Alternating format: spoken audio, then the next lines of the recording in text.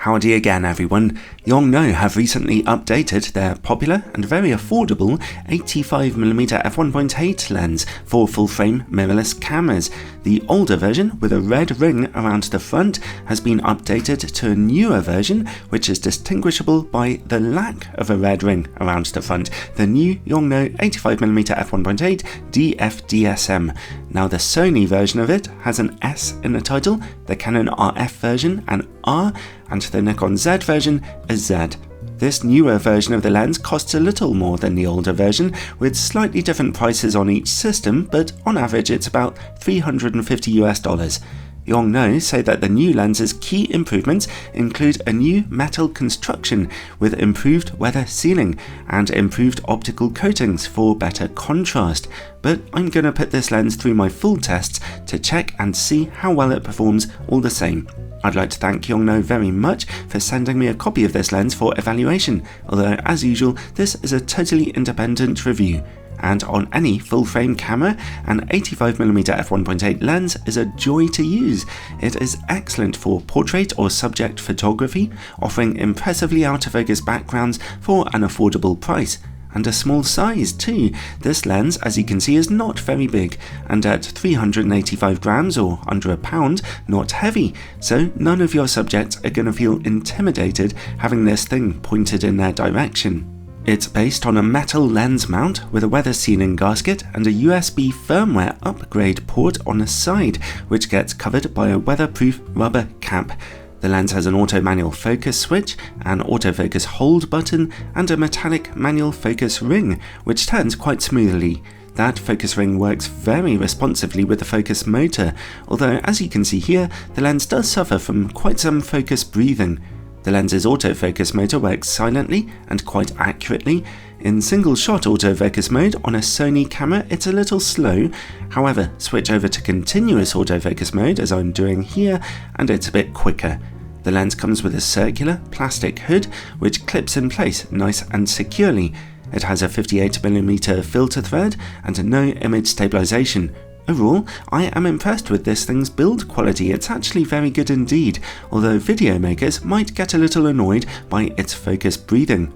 Anyway, image quality. The original Yongnuo 85mm lens was a surprisingly good performer, so let's see what this one can do on a 42MP Sony a7R III full-frame camera. At f1.8, the lens is razor sharp with excellent contrast in the middle of your images, albeit with just a touch of purple fringing, which I can tell you now goes away at f2. Over in the corners the image is slightly softer, but contrast is still there and we're still catching a fair bit of detail. At f2 there's a small improvement to just about everything. f2.8 looks a little sharper again in the corners, and f4 and f5.6 look almost perfectly sharp, although a touch of colour fringing is now emerging on contrasting edges. The lens stays this sharp down to f11, where the effects of diffraction begin to soften the image, and at f16 it's worse again. Overall, for a lower budget lens this is still quite a good performance. More expensive 85mm lenses can obviously perform a bit better, but you'd honestly have to be looking very closely at your pictures to really tell the difference. Well, let's turn off in-camera corrections now and take a look at distortion and vignetting. The lens projects quite noticeable pincushion distortion here, and its corners look pretty dark to me at f1.8. You have to stop down to f2.8 to see brighter corners, and they only get a little brighter again at around f5.6, so not a great performance there. The lens's minimum focus distance is about 80cm, so that's a little closer than average for an 85mm optic. At f1.8, contrast bottoms out when shooting close up, unfortunately. At f2 there's a marginal improvement. At f2.8 though we see good contrast, but the picture is still a little soft. At f4, image quality becomes excellent again, so if you're shooting close up, stop down. Let's see how the lens performs against bright lights now. It's an alright performance here actually, only a smallish amount of flaring is visible and contrast remains quite high. Next, bokeh. A real strength of this lens, those backgrounds look gorgeously smooth with no real observable problems. And finally, related to bokeh comes longitudinal chromatic aberration. At f1.8 it's rather high, as you can see. At f2.8 it's greatly reduced, and at f4 it's virtually gone.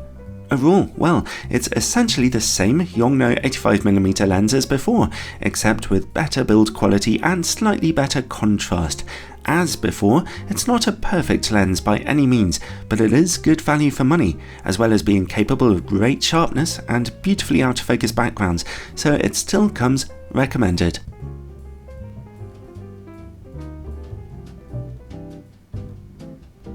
Thanks for watching everyone, hope you found that review helpful, and a special thanks to my Patreon supporters who continue to make such a difference to keeping these sponsorship-free lens reviews coming. Check it out in the description below, as supporters get all kinds of extra bonus content. Ciao for now, everyone.